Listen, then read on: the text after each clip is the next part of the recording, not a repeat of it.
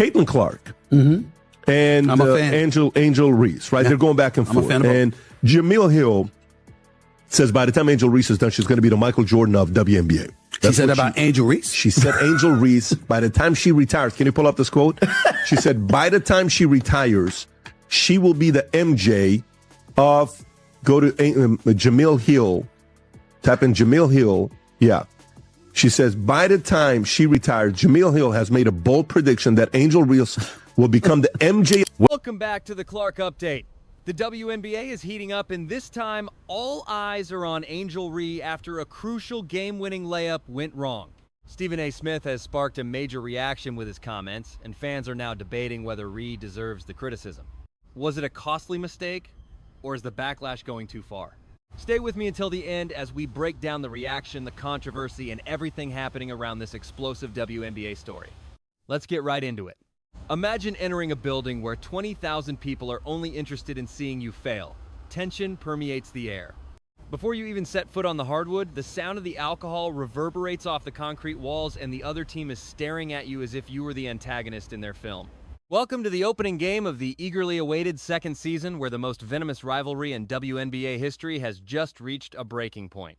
Tonight, Caitlin Clark didn't simply show up for a basketball game. She entered an ambush. The crowd was incredibly boisterous, yelling derogatory remarks, displaying offensive signs and supporting their team star player, Angel Reese. However, attempting to frighten a generational genius has a fatal drawback. Under pressure, some athletes shrivel. However, Caitlin Clark turns it into a weapon.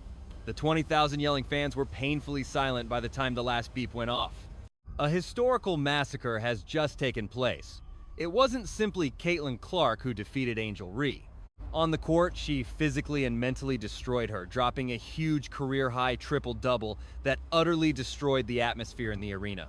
The most absurd aspect of this whole humiliation is that was foreseen by none other than Stephen A. Smith, who went on national television and completely demolished Angel Reese for making one of the most rude and deluded remarks in sports history. If you're prepared for the ultimate tale of karma, missed layups, and a legendary career-high performance, hit the like button, subscribe now, and let's get started. We must go back to the media circus that took place just 48 hours prior to tip-off in order to comprehend why this beatdown was so immensely enjoyable. Angel Reese has always made a lot of noise. Drama, trash talk, and viral events are what she feeds on. However, she went too far with the second season. You just don't breach the boundary of basketball royalty that she did. If you appreciate this content, consider giving this video a like and subscribing to the channel. Believe it or not, more than 90% of viewers haven't subscribed yet. It's free and only takes a second, but it means the world to us. So, did you subscribe already? Great. Thank you so much for your support. Now, back to the video. Look at that pause. It sounded like she drunk a gallon of water in between that pause. It happens like we know any other time, like Angel will make the shot. I mean, she knows she'll make the shot, but in that moment, you just gotta encourage your teammates.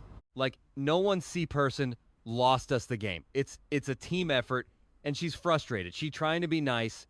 We know she'll make the shot. No, you don't know. The last 4 games now, Angel Reese is shooting less than 25% on layups.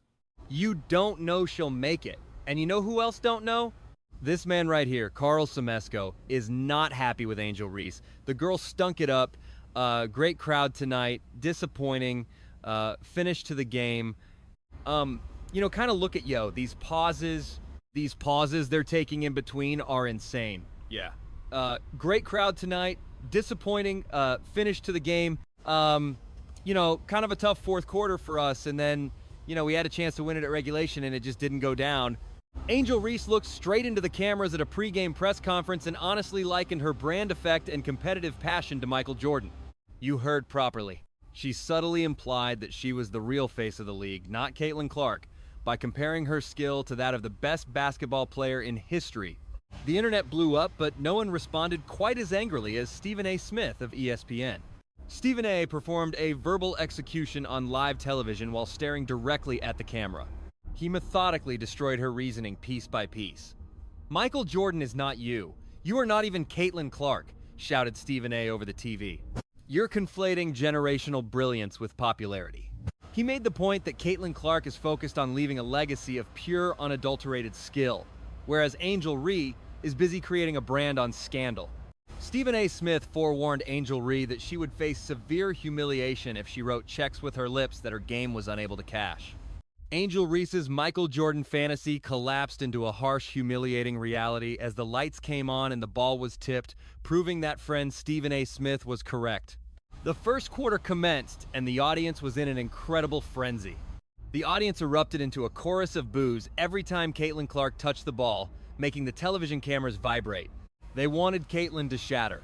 They desired for Angel to rule. However, basketball doesn't give a damn about what the fans want. The only thing that matters to the basketball gods is who puts in the effort. That's freaking awesome. That is awesome. Caitlin Clark, the only player in WNBA history to average 26 and 9 assists over a 10-game span. Ever. Ever in the history of ever. Let's get to the game. It went to overtime, 9,591. Michaela Timpson, 20 points on 9 of 13, 7 rebounds, 1 block shot. Caitlin Clark, 26 on 9 of 20, 9 assists, 3 boards. Kelsey Mitchell, she extended the streak. Come hell or high water, 20 points on 9 of 22. 1 rebound, 1 assist, 1 steal. You wonder why I come down on Kelsey Mitchell for MVP. I'm sorry, but this rebounding and assist situation drives me crazy. So, let's go to Angel Reese clocking Caitlin Clark right in the throat hole with just 35. Right here, you're going to watch, there she gets her in the neck, and there she gets her in the throat. Yeah. H, what are we doing? Neck, throat, wow. Wow. Yeah, protected species. Shout out House of Low Lights. Speaking of House of Low Lights, good chance I've got an Angel Reese video coming in the morning. In an attempt to validate the Michael Jordan analogies, Angel Reese stepped out. She insisted on having the ball in the post. She attempted to intimidate her way to the edge. She completely forgot how to play basic basketball since she was so focused on finishing the highlight reel. Angel Reese missed 3 straight wide-open layups in only 6 minutes. It was really difficult to watch. Clark laughing at Angelise, bro. After the injuries missed layup to win by a buzzer beater, the rivalry is definitely still alive, bro. And I'm here to tell you, this is the face of defeat. I'm telling you right now, Angelise is defeated. And one thing I always tell you guys, y'all should know this. The internet will give it, and the internet will damn show take it away. Y'all ever heard her saying, at this moment you knew you messed up? This is the look Angel Reese had on her face at this exact moment. She knew she's going to be the laughingstock of the basketball world for the next 48 hours. That's exactly what happened. And it was so bad Angel did not speak to reporters after the damn game. Please take me through that fourth and overtime. We outscored 3,119. What changed in that at the end of the game? Can you repeat that? At the end of the game, they outscored you 3,119 inches the fourth and overtime. What was the difference in the game believe at that point? I feel like we fought hard. I mean, I don't know. I just feel like we just came up short tonight. This question is for either of you all. When you face a team like this, obviously 4 times, you could potentially see them again in the playoffs. I guess, what would you say you can kind of take away from a loss like this? That we're right there. And I know tonight didn't go the way that we wanted to, but we had some plays down and we showed some fight. And I think it's although we didn't get the win, I think there's some promise that we know that we can beat a team like that. If we have a full team together. But even with the team we had tonight, what transpired next should be included in the Basketball Hall of Fame, my friend. Caitlin Clark totally rebuilt the Matrix in addition to taking control of the game. Caitlin was working in the 4th dimension while Angel was missing layups. She hushed the front row with a 35 FT logo to begin the assault. She then began to thread passes that defied human geometry through the defense. The statisticians were frantically trying to keep up with the speed at which she was accumulating assists and hitting her teammates flawlessly in stride. However, Caitlin was doing more than just passing and scoring. The nasty labor was being done by her. She was demonstrating to Angel Reese what true grit and drive looked like by flying into the paint and taking rebounds straight out of the hands of larger players. The unthinkable became a reality by the middle of the 3rd quarter. On the screen, the image flashed. Caitlin Clark had achieved a spectacular triple-double that was a record for her career. passing it, just letting them get matched up and stay matched up. I think we saw it a lot more than we would have otherwise. Hi, Coach. I'm Annabelle Ryder with DeCarish. Just curious, you already mentioned kind of refreshing on how you guys respond to zone defense, but are there any other next steps that you guys are really highlighting in moving forward? Well, I mean, there's a lot of positives today that I thought to Angel, Ryan, and Alicia were kind of there to console. What was your message to Angel after she missed that shot? Yeah. What was your message to Angel after she smoked the layup and smoked the game? Laughter. We just had to move on to the next play. I mean, we didn't run there was supposed to be one screen in there and we kind of forgot the screen. But then Rye, took the shot and we told those two to, really crash the boards and give us a second chance. They both did exactly what we asked for them. And then we got two looks, right at the end of the game that, could have won it for us. But, they rolled out he's pissed. We got two looks right at the end of the game, two layups, and they just rolled out. He's pissed. Kind of a bad break. And one quick follow-up, how much of a difference not having Jordan Canada in today's game kind of potentially maybe have impacted the outcome of this game? Yeah, I mean, it happens.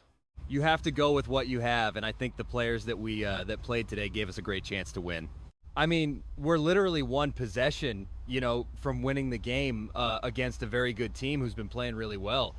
But, JC is a fantastic point guard, and obviously, particularly against the zone, she's somebody that we count on for penetrating to the middle and then passing it out to our shooters or dumping it down behind. So, and then she makes such a difference in our transition game and gives us an extra really good defender out there. So, we miss her. But, she couldn't go today. So the people that went, I thought, did well enough to win. She was competitive.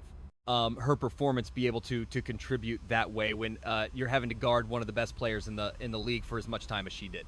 I mean, I thought she was fantastic. Hi, Coach Mia Carson here with AJC. Obviously, I know you guys are probably having a working game at a time mindset, but what are some key things from this game that you're planning on telling the team or hoping that they talk amongst each other to take to the next game? Well, I think it shows that, we have a really good team. I mean, Indiana's excellent, and despite being shorthanded, we were right there. That's why it hurt so much, is because, we were right there. You was right there. But Angel Reese got you. Let's discuss the precise minute the arena passed away. It was the end of the fourth quarter. The blowout was already in place. After catching the ball on the wing and making a deadly hesitation crossover that sent her opponent reeling, Caitlin took a stride back and blasted a cold-blooded three-pointer in Angel Reese's face. Caitlin did not scream as the ball broke through the net. She didn't show off. She simply pivoted and surveyed the throng. There was an utterly deafening hush. 20,000 people who had been yelling, jeering, and insulting for the last 2 hours were immediately muted. In the arena, you could actually hear a pin drop. The ultimate mute button had been pressed by Caitlin Clark. Instead of using foul language, she silenced them with the best single-game performance of her fledgling career. She was cautioned by Stephen A. Smith. The fans ought to have known better. You don't poke the bear, and you don't compare yourself to Michael Jordan until you can provide evidence. While Caitlin Clark's career-high triple-double will go down in history, Angel Reese's missed layups and complete breakdown will always be on the blooper reel. The rivalry is no longer even a rivalry. It's a masterclass in dominance. How immensely pleasant was it to see that antagonistic jeering mob totally subdued? Do you believe that Angel Reese should apologize to everyone for her absurd comparison to Michael Jordan? Please share your opinions in the space provided for comments below. You should hit the like button immediately if you enjoy watching the haters get completely demolished on the court. Become a subscriber to the channel to ensure you never miss a breakdown. Turn on those post notifications, and I'll see you in the upcoming crazy.